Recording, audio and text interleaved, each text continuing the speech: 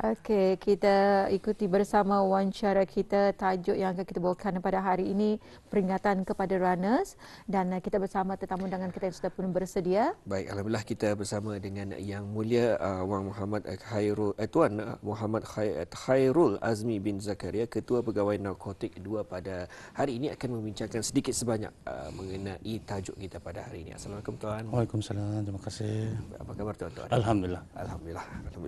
Dan juga pada pagi ni kita akan sedikit sebanyak berbincang mengenai peringatan kepada runners, khususnya kepada runners yang mana membuat perkhidmatan penghantaran barang atau pengambilan barang kepada penjual dan juga kepada pembeli.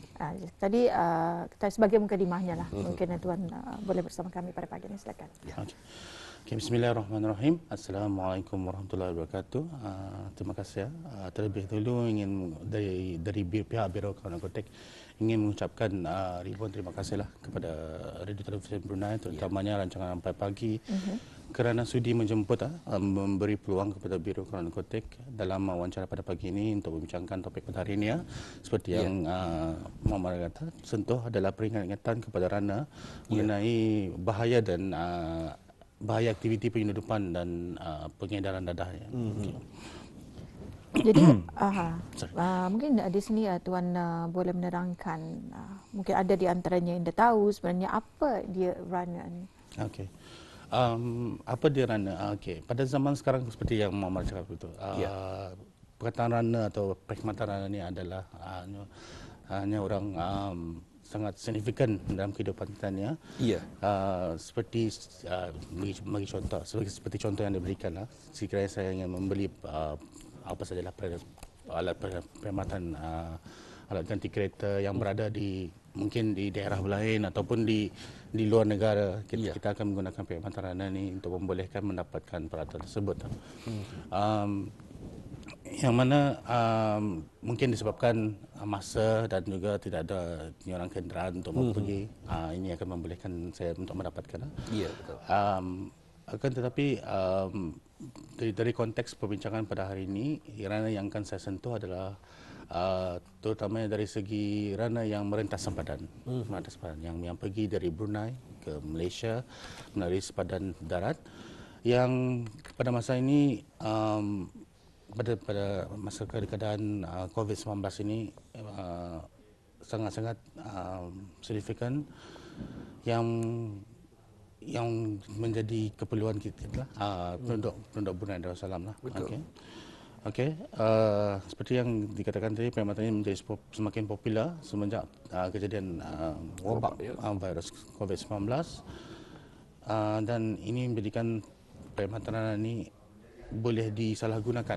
Disalahgunakan dari segi bukan saja penyeludupan dadah, mungkin penyeludupan yang lain, tetapi menangkan pada hari ini saya akan hanya akan menyentuh bahagian penyeludupan dadah saja.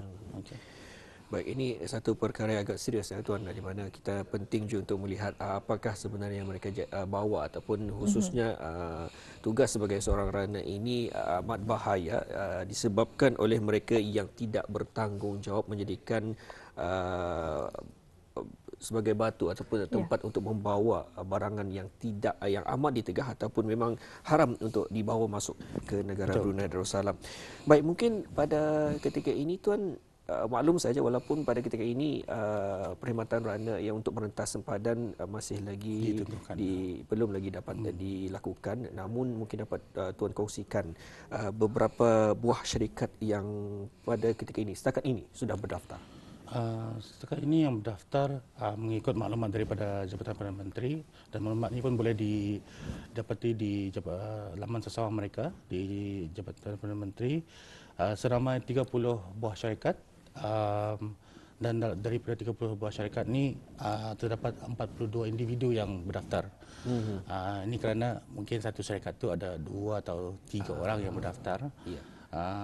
Dan untuk mengetahui lebih lanjut, bolehlah melayari laman sesawang Jabatan Perdana Menteri, iaitu di www.pmo.gov.bn/cmgb. Di sana akan terdapat macam-macam garis pandu, senarai runner dan juga bukan sahaja runner tapi syarikat pengangkutan komersial yang lain juga dan juga garis pandu yang lain juga. Mungkin dapat dikongsikan lagi sekali lagi Tuan laman sesama berkenaan. www.pmo.gov.bn/cmgb. Dan kita ni ada paparan gambar yang akan kita saksikan pada pagi ini. Mungkin Tuan ya boleh menghuraikan dan juga sebagainya. Gambar-gambar yang apa yang akan kita saksikan. Ini dia.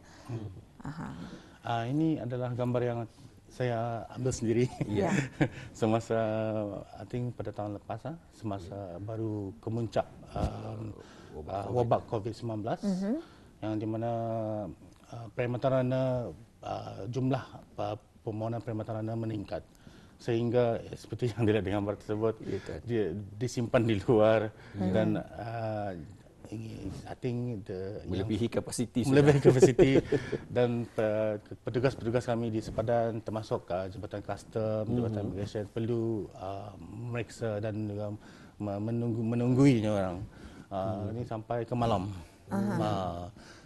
Proses untuk memeriksa, untuk memastikan benda-benda ini adalah teratur dan mengikut apa yang dideklar. Jadi ini semata-mata untuk keselamatan barangan-barangan habis kita untuk sampai kepada pembelinya, dan kedua juga sebenarnya untuk sama-sama melihat apakah isi kandungan dalam barangan tersebut demi untuk keselamatan negara kita sendiri. Betul. Dan ini memang situasi yang melanda kita ni pada tahun lepas. Dan ini di negara kita ni ataupun ini di negara kita ni. Yang barang-barang terus dibawa ke sana. Di rumah sakit. Ini kalau tidak silap di pos kawalan ujung jalan ni, Buruk. Dan juga kita ingin mengetahui ni Tuan, bagaimana perkhidmatan runner ini boleh disalahgunakan bagi aktiviti jenayah dadah. Okey, sebelum menjawab pertanyaan Haitul I think perlu saya terangkanlah untuk pengetahuan semua lah. Cara-cara melanggar perkhidmatan runner secara ringkas. Dan ini tidak semua runner menggunakan, mungkin secara general saja. Ini dilakukan perkhidmatan runner ini dilakukan secara one to one. Yang mana pelanggan akan menghubungi pihak runner, akan menerangkan apa yang bungkusan atau yang perlu diambil, dan mereka pihak runner akan menganggarkan atau membagi quotation berapa yang mereka akan perlu perkhidmatan ini, dan pihak runner juga akan menanyakan adakah barang-barangan yang diambil ini perlu dibayar cukai import. Kerana cukai import adalah tanggungjawab pelanggan sendiri untuk membayarnya. Okey, daripada sana bagaimana ia boleh disalahgunakan? Ini sekiranya pelanggan tersebut menggunakan nama samaran, orang tidak alamat yang tidak betul, menggunakan orang yang third party, orang yang itu. Ini akan menyebabkan orang benda yang dibawa masuk itu bukanlah benda yang dibincangkan awal. Yang bukan dibenarkan juga lah. Dan mana seperti yang saya terangkan tadi, menggunakan samaran, mereka akan lebih condong menggunakan bayaran tunai daripada seperti yang kita biasa pada masa ini di bank in. Dan bank in ada tu lain cerita lagi tu. Ada lagi lain ceritanya tu. Sampai menipu lagi.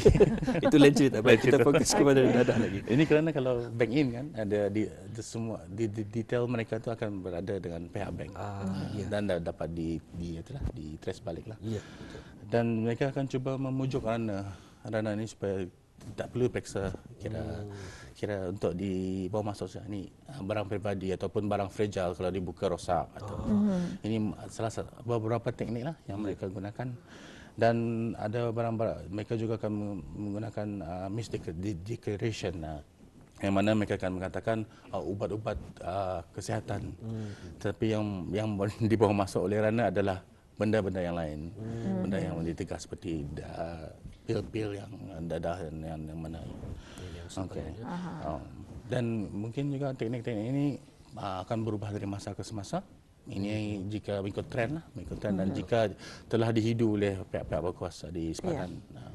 So itulah ya Wan Syarif yang kita bawakan pada hari ini adalah peringatan kepada runners dan juga kepada mereka yang menggunakan perkhidmatan runners, jangan mengambil kesempatan juga lah yang kesian lah. Yang tidak bertanggungjawab ini. Kadang-kadang mereka ini tidak bersalah, tapi oleh kerana mereka ini membawa barang-barang berkenaan, jadi anda tahu sebenarnya barang-barang itu ada barang-barang tegahan dan sebagainya.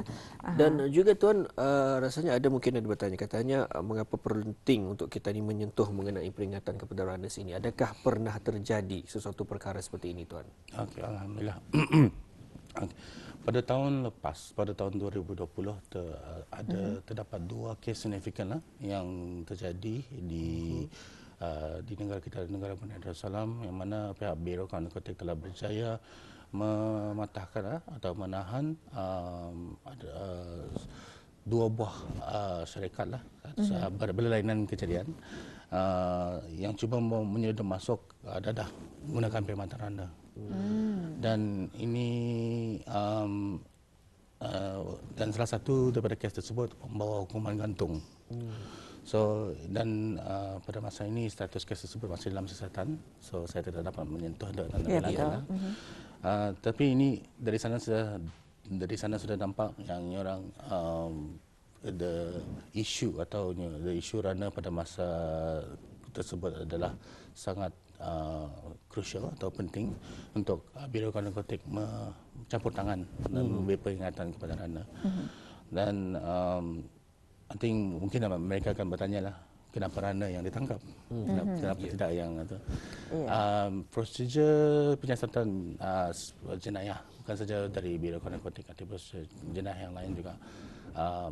Sesiapa yang ditangkap, ditahan pada tempat kejadian, mereka lah yang akan disiasat terlebih dahulu.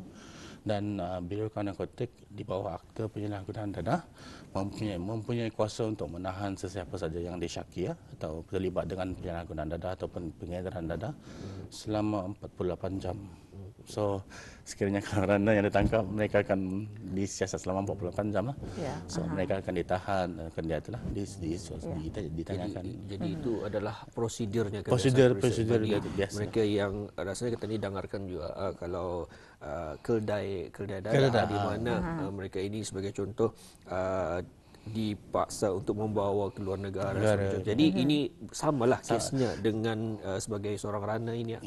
Jadi kepada habis kita untuk sama-sama kita ini bertanggungjawab mengenai perkara yang amat penting ini. Perlu sebenarnya kita ini ketahui, dan kita juga ingin mengetahui lebih lanjut lagi mengenai dengan tindakan BKN jika terjadinya kejadian seperti ini.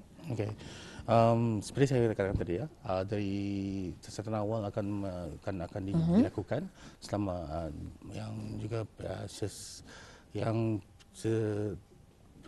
penirana ini akan ditahan selama 48 jam dan mereka ini akan dibuat siasatan awal untuk memastikan siapa pelanggan mereka, kesahihan keterangan mereka dan juga yang seterusnya. Dan sekiranya siasatan ini belum dapat diselesaikan selepas 48 jam, mereka akan boleh direman selama 2 minggu lagi. Ini akan menyerang panjangan lah. Satu situasi yang rumit. Dan saya untuk malaman juga orang ramai dan juga pihak atas, siasatan ini akan dibuat di bawah Seksyen 5 Akta Penyalahgunaan Dadah, iaitu kesalahan membawa masuk dadah terkawal, iaitu importation. Okay. Dan hukuman bagi kesalahan ini mungkin tergantung kepada jumlah dan juga jenis dadah yang diatur dibawa masuk, masuk, tetapi hukumannya bermula dari penjara dan sepatan sehinggalah hukuman gantung hingga mati.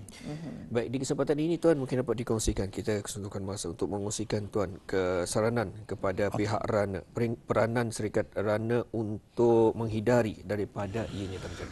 Okay, terima kasih.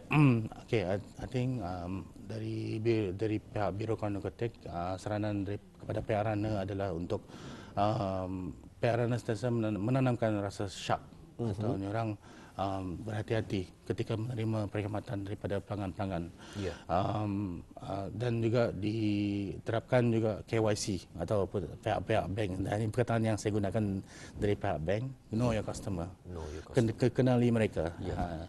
Kalau dengan maklumat peribadi, dengan yang lengkap, alamat yang lengkap, Ya. dan jika boleh dicadangkan untuk mengetahui macam mana rupa mereka. Ya. Diminta selfie atau apa. Tapi ini cadangan saja. Ya. Ini bagi memudahkan Ya. jika apa-apa terjadi, pihak berkuasa untuk mencari siapa yang mempunyai barang tersebut. Ya.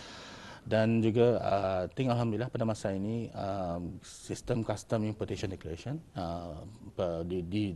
digunakan, dan ini adalah sangat penting kerana untuk menjaga orang daripada misdeclaration daripada pihak pelanggan juga. Yang lain mungkin disarankan pihak Rana untuk mempunyai internal control sendiri, mana mereka mempunyai prosedur-prosedur dalaman untuk memeriksa bungkusan tersebut sebelum diperiksa oleh pihak-pihak berkuasa di sempadan. Ini membolehkan mereka lebih mengambil inisiatif lebih awal, dan sekiranya didapati kandungan tersebut adalah benda-benda yang tidak dapat dibawa masuk ataupun disyaki dadah dan apa, jangan teragak untuk melaporkan kepada pihak berkuasa di sempadan. Ya.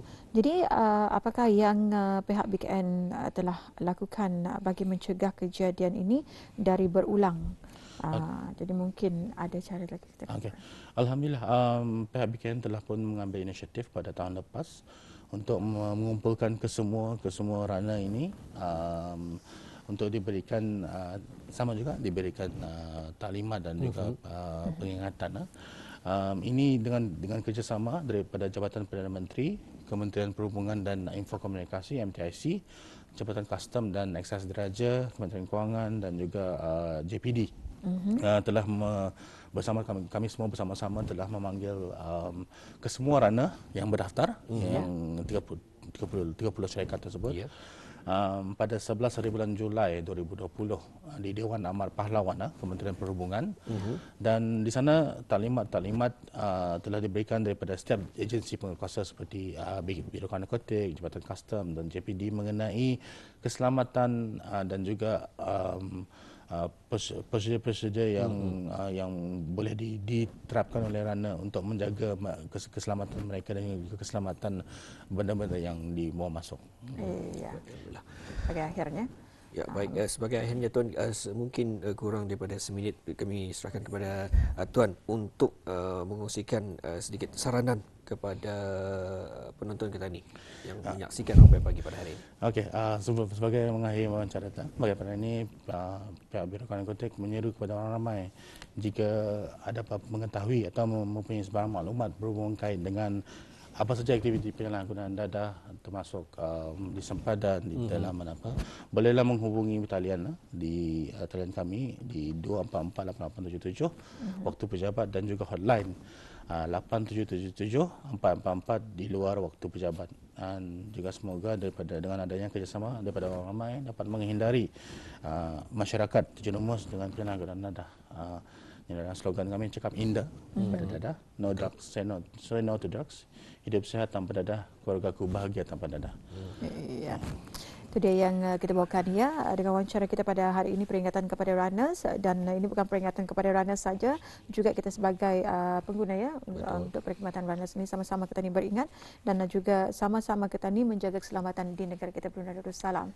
Jadi jelas apa yang telah pun dikongsikan melalui wawancara kita pada pagi ini ya. InsyaAllah, semoga apapun juga mungkin ada persoalan di minda auda pada ketika ini, semuanya sudah pun terjawab dengan pengongsian pada kali ini di wawancara peringatan kepada runners kita ni.